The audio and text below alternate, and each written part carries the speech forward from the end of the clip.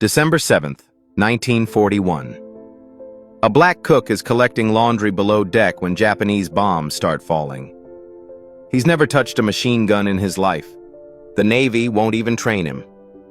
But in 23 minutes, this 22-year-old will do something that forces America to confront an ugly truth. The man they wouldn't allow to fight just became their first hero of World War II. His name was Dorie Miller.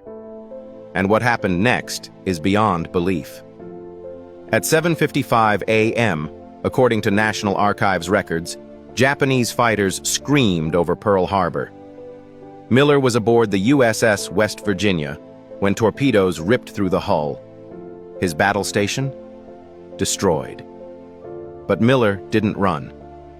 He rushed to the bridge and found Captain Mervyn Bennion bleeding out, a piece of shrapnel buried in his abdomen. Miller, the son of Texas sharecroppers who dropped out of school to help his family, carried his captain to safety through fire and chaos. Then he did the impossible. He manned a .50 caliber anti-aircraft gun, a weapon black sailors were forbidden to even touch. With zero training, as documented by the U.S. Navy Department, Miller fired at incoming Japanese planes until he ran out of ammunition. Official records credit him with shooting down one enemy aircraft. But Miller and other witnesses claimed he hit 4 to 6 planes. When ordered to abandon ship, he didn't. He stayed, pulling wounded sailors from burning oil and wreckage, one of the last 3 men to leave the sinking battleship. But here's the part that'll make your blood boil. For 3 months, the Navy refused to name him. They called him an unnamed Negro mess attendant in reports. Think about that. The first American hero of World War II, and they wouldn't say his name.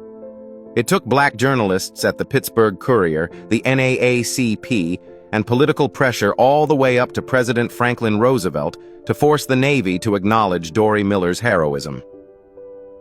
On May 27, 1942, Admiral Chester Nimitz finally pinned the Navy Cross on Miller's chest aboard the USS Enterprise.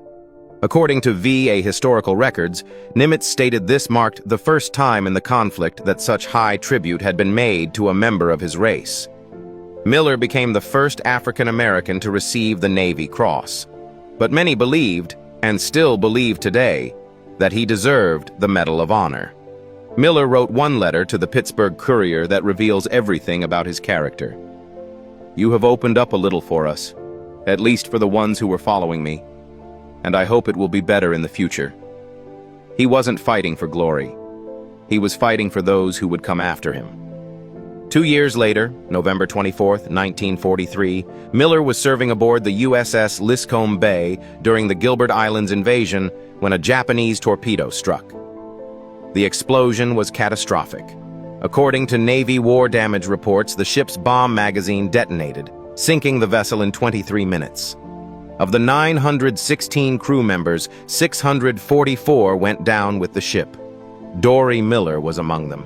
He was 24 years old. His body was never recovered.